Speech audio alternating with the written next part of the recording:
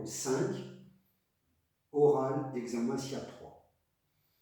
Il s'agit là d'un thème relatif au système de sécurité incendie et qui va faire appel à un argumentaire très fort de votre part. En effet, vous avez un directeur d'établissement face à vous qui a des idées un peu particulières concernant le système de sécurité incendie qu'il souhaite mettre en place.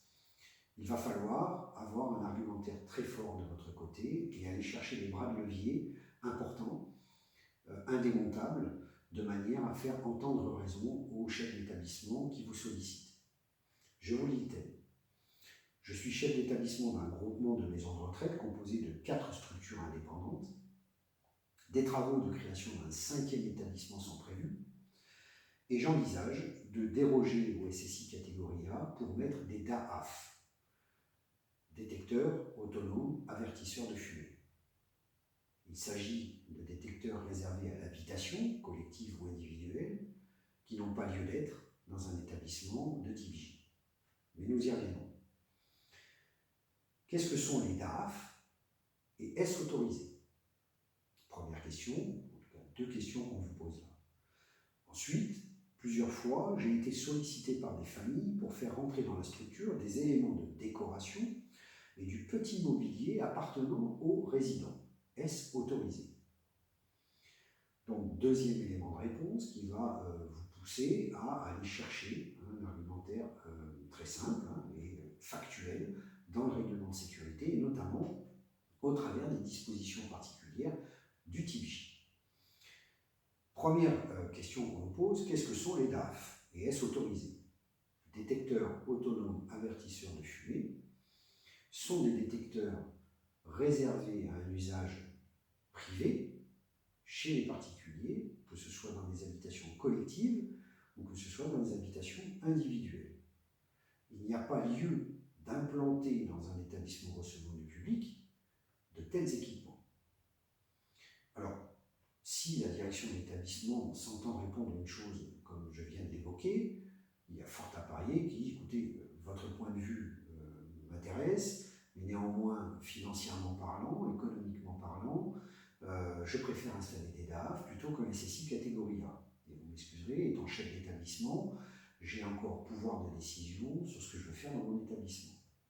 Sauf que là, en tant que responsable sécurité incendie, conseil au chef d'établissement, vous ne pouvez pas accepter une telle situation. Pour cela, il va falloir aller chercher des bras de levier, des contre-mesures, des choses factuelles et je dirais un argumentaire très fort pour pouvoir faire entendre raison au chef d'établissement.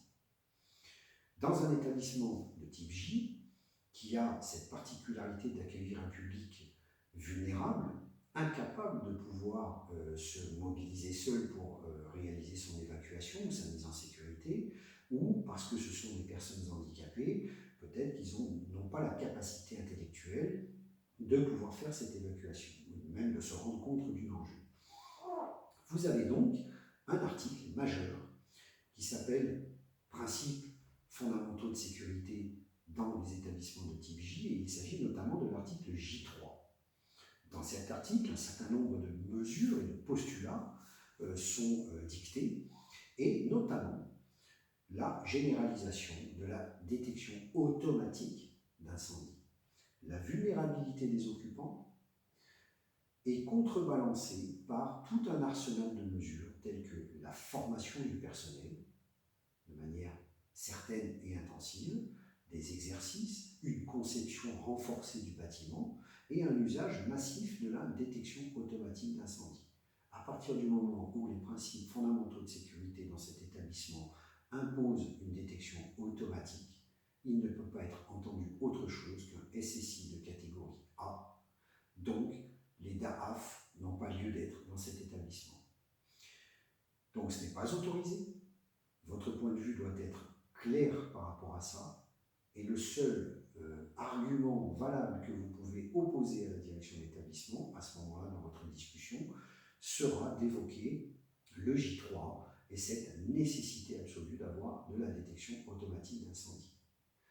De plus, les articles J36 et J37 évoquent également un certain nombre de scénarios qui doivent être réalisés en fonction de la localisation de la détection automatique, les circulations, les chambres ou appartements, et notamment une diffusion de l'alarme, une capacité à diffuser l'alarme, mais sans temporisation.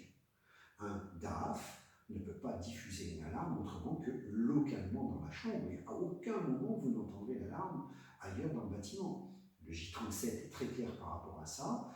Il peut être admis des dispositifs externes, mobiles, tels que des DECT, des téléphones portables, des BIP si vous voulez, mais en tout cas, les DAF ne sont pas cités dans les dispositifs qui sont autorisés.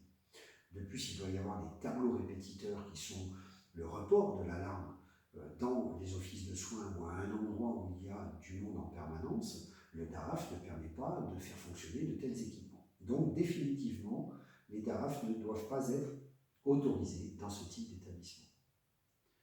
Deuxième question qu'on vous pose sur ce thème, c'est plusieurs fois j'ai été sollicité par des familles pour faire rentrer du matériel décoratif ou du petit mobilier à l'intérieur de l'établissement. Là, il y a une chose qui est importante à souligner, c'est que ce type d'établissement, type J, permet, au travers d'un article, le J22, d'atténuer, de déroger aux règles habituellement prévues pour la réaction au feu des matériaux décoratifs et d'aménagement. Je prendrai un exemple très concret.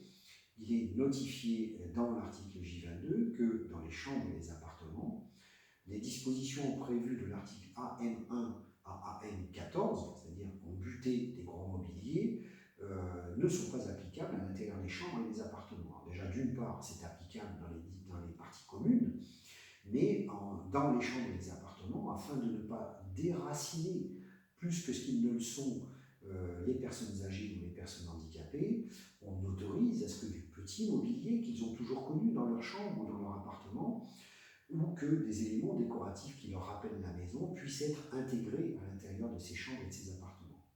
Alors, c'est évidemment une problématique sociale qui est là mise en avant, mais il n'en reste pas moins que le fait de diminuer la qualité de réaction au feu de certains éléments décoratifs et de petits mobiliers dans les chambres et les appartements augmente le risque de développement du feu et le risque de naissance d'un feu.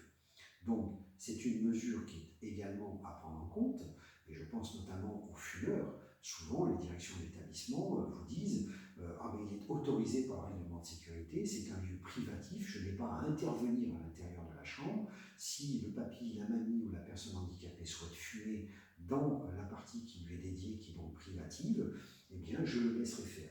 Alors c'est un argumentaire qui s'entend, mais il n'empêche que ce n'est pas aussi clairement marqué dans le règlement de sécurité.